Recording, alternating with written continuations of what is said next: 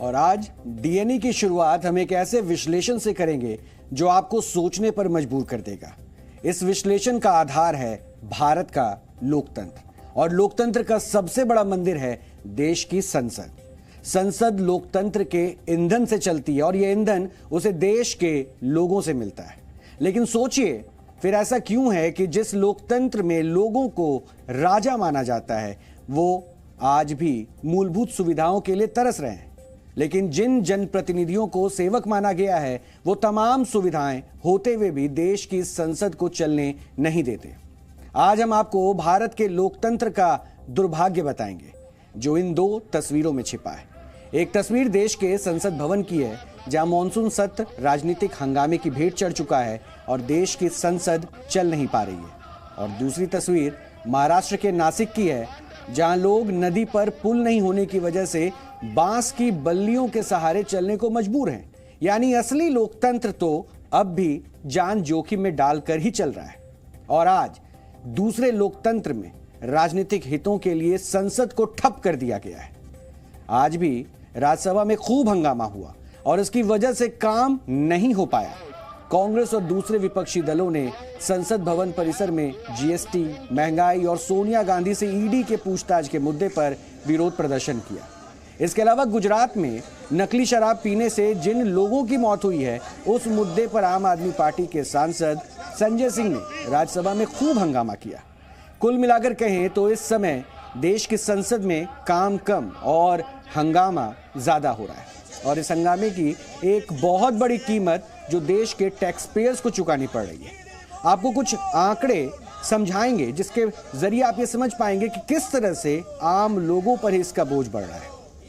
इस बार का मॉनसून सत्र 18 जुलाई से 12 अगस्त तक संचालित होगा, यानी कुल 25 दिनों में से 18 दिन संसद की कार्रवाई चलेगी। अगर सिर्फ राज्यसभा में पहले हफ्ते की कार्रवाई की बात करें तो पहले हफ्ते में राज्यसभा ठप होने की वजह से लगभग 28 करोड़ रुपए बर्बाद हो चुके हैं, और सत्र के शुरुआती 3 दिनों में राज्यसभा में सिर्फ 1 घंटे और 16 मिनट का काम हुआ है, जबकि हफ्ते के आखिरी 2 दिनों में 5 घंटे और 31 मिनट तक कार्रवाई चली है। अगर सब जोड़ तोड़ कर देखें तो पहले हफ्ते में राज्यसभा की कार्रवाई के 18 घंटे और 44 मिनट बर्बाद हो गए हैं। अब एक रिपोर्ट के मुताबिक संसद की कार्रवाई के हर 1 घंटे पर 1.5 करोड़ रुपए और हर मिनट पर 2.5 लाख रुपए खर्च होते हैं। यानी इस हिसाब से अगर राज्यसभा में पहले हफ्ते 18 घंटे और 44 मिनट बर्बाद हुए हैं, तो इससे देश को 27 करोड़ 89 लाख रुपए का नुकसान हुआ है। और यह कहानी सिर्फ इस बार की नहीं है। पिछले साल 2021 में जब मॉनसून सत्र हुआ था, तब कार्रवाई के 107 घंटों में से लगभग 89 घंटे बर्बाद हो गए थे, जिससे देश को 133 करोड़ रुपए का नुकसान हुआ था। सोचिए, पिछले मॉनसून सत्र में देश के 133 करोड़ रुपए डूब गए थे, और यह सब उस राजनीति की वजह से हुआ जिसके केंद्र में देश हित नहीं, केवल पार्टी हित है। और हम ऐसा क्यों कह रहे हैं, इसे आप कुछ और आंकड़ों से भी समझ सकते हैं। मोदी सरकार के दूसरे कार्यकाल में यानी 17वीं लोकसभा के अब तक 8 सत्र यहां पर संपन्न हो चुके हैं, और इन 8 सत्रों में कुल 140 घंटे बर्बाद हुए हैं। यानी इस हिसाब से देश को 208 करोड़ 60 लाख रुपए का नुकसान हुआ।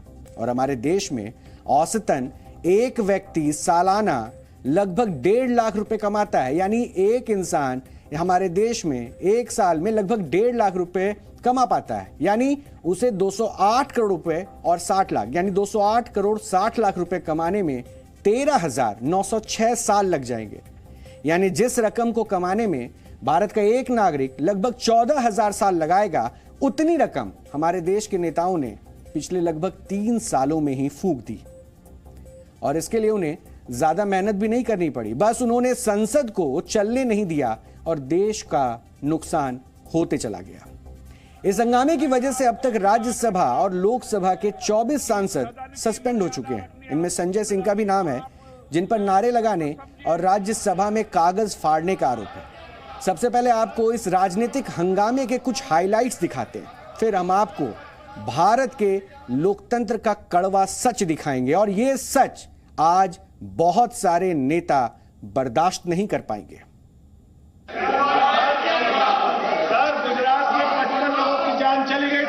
Mr. Sanjay Singh, you are suspended already by a resolution of the House.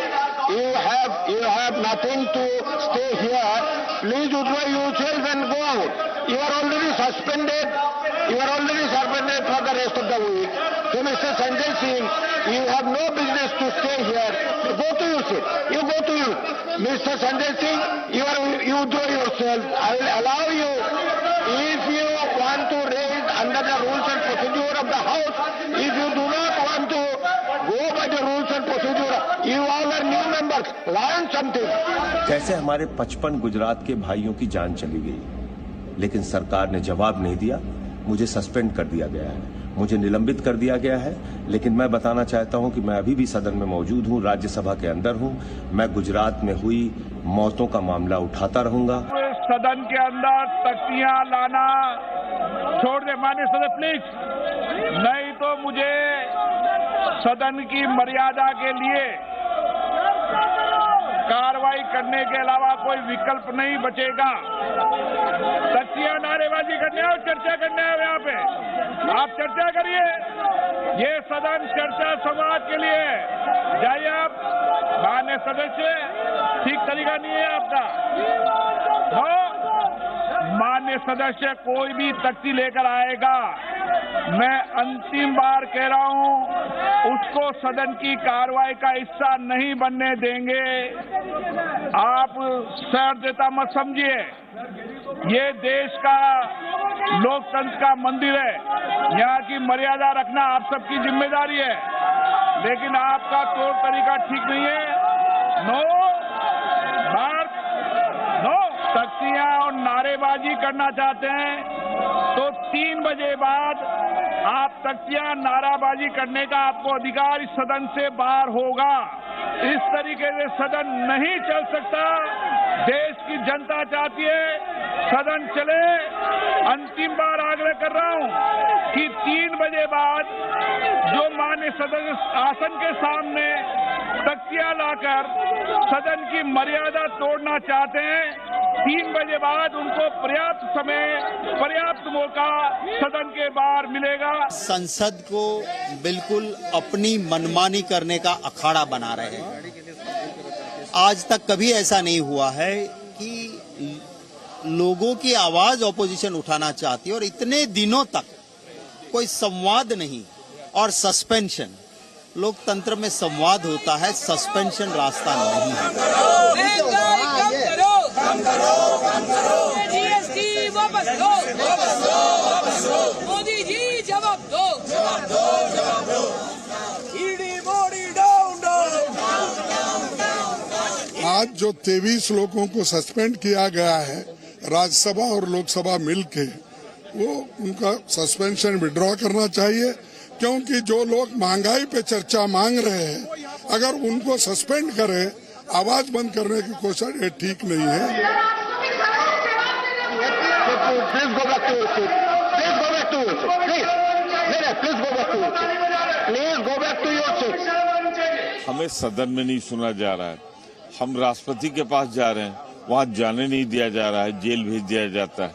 यहाँ जो सदस्य बोल रहे हैं उनके खिलाफ सस्पेंशन हो रहा है, तो हमारा स्पष्ट मत है सस्पेंशन वापस हो।